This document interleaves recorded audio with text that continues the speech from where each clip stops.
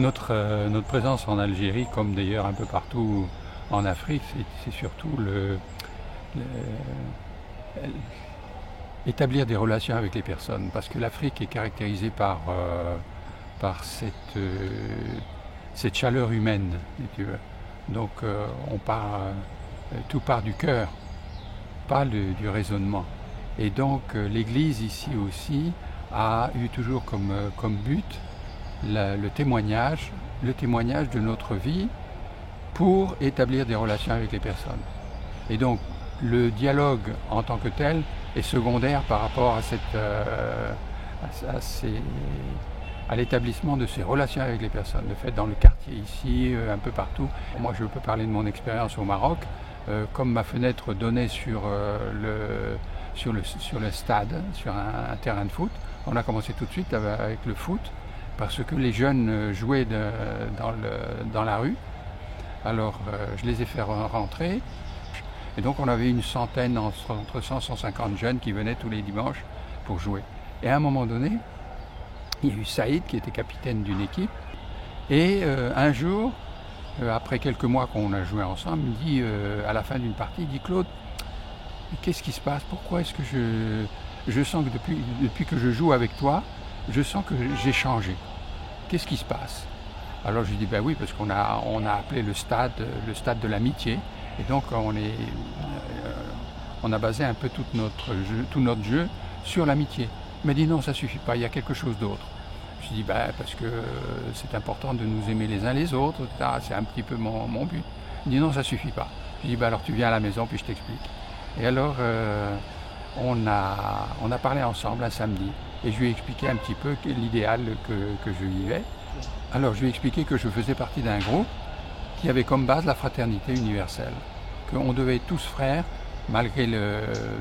avec nos religions, avec la différence de nos religions, mais que le plus important c'était d'être des frères entre nous. Et il m'a dit mais je veux en faire partie. Et alors à partir de là, tous les samedis, il venait à la maison, on mangeait ensemble avec un autre et il a commencé à vivre comme ça.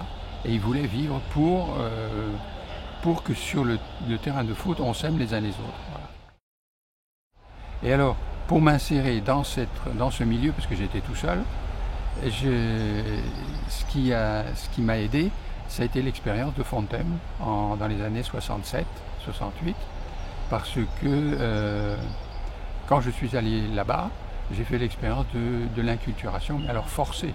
Fontem au Cameroun, en fait, c'était ça faisait 2 ans que l'expérience avait été ouverte et moi je devais faire la coopération. Alors j'ai demandé à aller en Afrique noire pour ne pas faire le service militaire mais pour faire la coopération. Et j'ai été mis dans un milieu, il n'y avait que des jeunes et c'était la maison de Gênes et ils étaient 10, j'étais le seul blanc et je n'étais pas le responsable de la maison de Gênes. Donc au début, j'ai dû me mettre complètement à la nourriture africaine, à la mentalité africaine, le rythme africain. Et au début, ça a été pour moi comme j'ai été comme, je dirais, étripé. J'ai été déraciné complètement de toutes mes valeurs françaises. Et j'ai senti que, je pensais en partant de la France, que la France était le centre du monde. Et en fait, je me suis rendu compte que le Cameroun, pour les Camerounais, était le centre du monde aussi. Je sens qu'une porte s'est ouverte sur les autres et c'est ça qui m'a permis de rentrer dans la mentalité arabe et musulmane. Avant, j'étais convaincu intellectuellement, mais là, je me suis convaincu avec le cœur que autant je me sanctifie dans ma religion, autant eux, ils se sanctifient dans leur religion et que nous retrouverons en Dieu, parce que Dieu dépasse nos religions, mais qu'on a besoin d'un moyen pour arriver à Dieu, hein, et ce moyen, je ne peux pas dire qu'il est supérieur au leur. Pour moi, bon, c'est dans ma religion parce que je suis né dans cette religion-là, mais je suis convaincu qu'eux se sanctifient dans leur religion. Mais si tu es convaincu que seule ta religion est la bonne, à ce moment-là, dans tes paroles, quelque chose, tu vas le faire sortir, qui montre qu'il y a une barrière ou il y a une différence. Ce qui m'intéresse, je ne suis pas intéressé par l'étude des religions en général. Ça ne m'intéresse pas trop, même si bon, ce sont des éléments qui sont intéressants pour compléter ma connaissance des religions.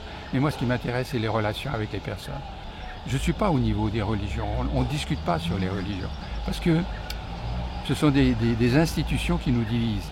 Alors que le cœur, le fait que lui, il vive sa religion à fond, et moi, je vive ma religion à fond, nous nous retrouvons en Dieu. Parce qu'eux, ils ont une phrase que souvent je cite et qui est dans notre religion aussi. Nous disons, Dieu dit, quand 2 ou 3 sont unis en mon nom, je suis au milieu d'eux. Alors que dans le Coran, il est marqué, quand 3 sont ensemble, Dieu est le 4e. Et quand 5 sont ensemble, Dieu est le 6e. Donc en fait, quand j'étais sur les terrains de foot, je disais, mais il suffit de jouer pour être 3 ensemble, à nous aimer et jouer avec cet esprit d'amour. Et Dieu est avec nous sur le terrain de foot. Et jamais personne ne m'a contredit là-dessus. Il y en a qui me disent, mais pourquoi tu ne deviens pas musulman? J'ai dit, mais dans le Coran, il est marqué, si Dieu avait voulu, il aurait fait de vous une seule communauté. Mais il a fait de vous des communautés différentes pour que vous rivalisiez dans le bien. Alors je leur ai dit, toi tu fais le bien, moi je fais plus le bien que toi, et toi tu essayes de faire plus le bien que moi. Ah, ils me disent tous, là tu as raison. Et donc on se retrouve en Dieu, parce que on se retrouve à faire le bien en Dieu, et on se dépasse les uns les autres dans cet esprit.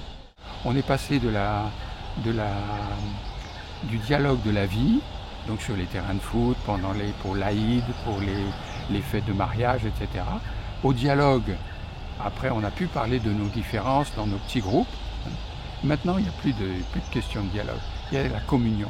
Et la communion se fait quand on est sûr que ni l'un ni l'autre essaye de faire de prosélytisme. Alors, l'annonce de l'Évangile, pour moi, c'est plutôt le témoignage de ce que je vis à l'intérieur. Bon,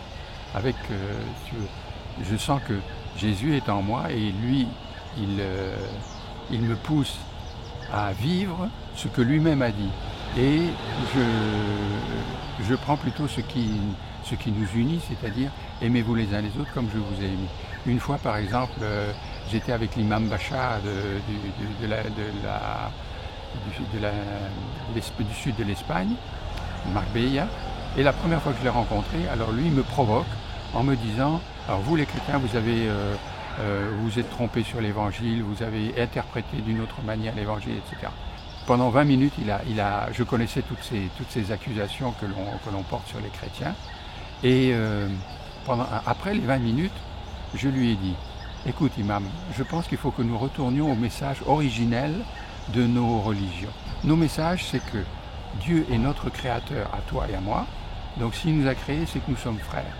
Donc nous devons nous aimer les uns les autres. Il m'a dit, là tu as raison. Et il a changé complètement de comme ça à comme ça. Et j'ai vu une personne qui s'est ouverte au dialogue. Et à partir de ce moment-là, il m'a regardé d'un autre œil. Alors après, j'ai demandé à Farouk, mais Farouk, l'imam, quand il m'a dit ça, il m'a provoqué, c'était une provocation. Il m'a dit non. Parce que pour nous, les musulmans, quand on rencontre la différence, il faut se positionner. Et donc se positionner en tant que musulman. Ah, j'ai dit donc, il se positionne. Et moi, si j'avais réagi en discutant avec lui, je ne me serais pas positionné en tant que chrétien. Quelle est ma position en tant que chrétien? C'est l'amour. Donc je vivais. Lui s'attendait de moi d'être chrétien, pas d'être musulman. Donc il m'a provoqué en s'identifiant. Moi, je devais m'identifier en aimant. Et en aimant avec cette souffrance de la division. Et lui, il a reconnu en moi un chrétien qui se positionnait. Et à partir de ce moment-là, on a eu un dialogue incroyable entre nous deux. Car pourquoi est-ce que même les athées, même les personnes de convictions différentes font partie du mouvement? Parce que Chiara a mis à la base de tout l'amour réciproque, pas Dieu. Et après, on arrive à Dieu à travers l'amour. Mais c'est l'amour qui est le plus important. Et je pense que nous arriverons à dialoguer, nous arriverons à cette unité si nous nous aimons. Et puis après, le respect des différences. Dans le respect des différences. Donc cette famille humaine, nous devons la construire. Et je crois que le mouvement arrive à au but que l'Église s'est fixé, justement parce que nous construisons la famille ici. Malheureusement, je sens que le monde se radicalise. Alors il se radicalise dans un sens comme dans l'autre. Alors moi je ne suis pas là pour analyser, pour critiquer ou tout ça, c'est pas mon rôle. Mon rôle, c'est de poser ma petite pierre dans le développement de cette unité du monde.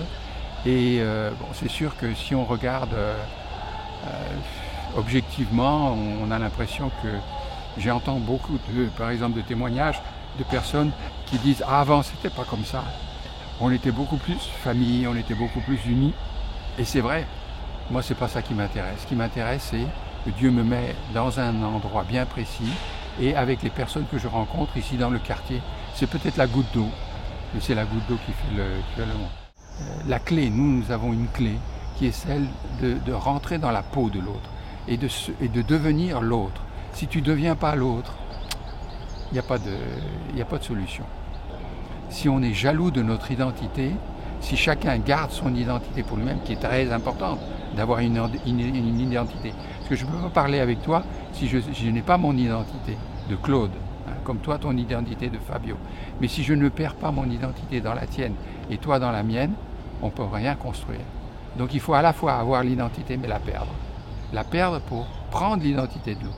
Donc je m'enrichis de l'identité de l'autre, qui est une goutte d'eau, la goutte d'eau de Fabio. Mais je m'enrichis de ton identité comme toi tu t'enrichis de la mienne. Et je pense que c'est ça qui nous permet de... Il y a un message commun que l'on peut exprimer. Eux se sentent libres de l'accepter, mais le message reste. Il y a un message qu'on peut faire passer qui est universel, sans qu'eux se sentent pris par le prosélytisme. Moi, je n'ai pas aucune intention de les convertir au christianisme, mais il y a quelque chose dans le message chrétien qui est universel et que eux peuvent capter, hein, et qui est fondamentalement humain. Ouais. Alors, il y a une expérience, une phrase qui me vient de l'imam Bachar, qui me disait dans la tradition musulmane, il est dit que tous les 100 ans, Dieu envoie un prophète pour les problèmes spécifiques de ce temps. Et pour moi, Chiara est le prophète que Dieu a envoyé pour notre époque, qui a besoin d'unité. Et donc, Chiara, moi je suis l'expérience de Chiara parce que pour moi, c'est Dieu qui l'a envoyée pour ce centenaire. Et je pense que beaucoup pensent que Chiara est chrétienne, mais elle a un message qui vient de Dieu, qui dépasse tout ça. Pour moi, c'est un moment un peu spécial. Et petit à petit, au fur et à mesure de la rencontre, j'ai vu le titre changer. Parce que je me suis dit, ce n'est peut-être plus d'actualité musulman en chemin, mais musulmans et chrétiens, une famille en chemin. J'insiste beaucoup sur la famille, et je dois vous dire maintenant que, vu l'état de ma santé, je dois quitter l'Algérie, et pour moi c'est un déchirement, parce que j'ai vécu vraiment l'esprit de famille, et cette rencontre est la conclusion d'un parcours spirituel, parcours humain, parcours... tous les parcours. Alors je tiens vraiment à vous remercier, un par un, de tout ce qui s'est passé durant ces années, à commencer par l'Afrique noire, le Maroc et l'Algérie. Et merci. Voilà.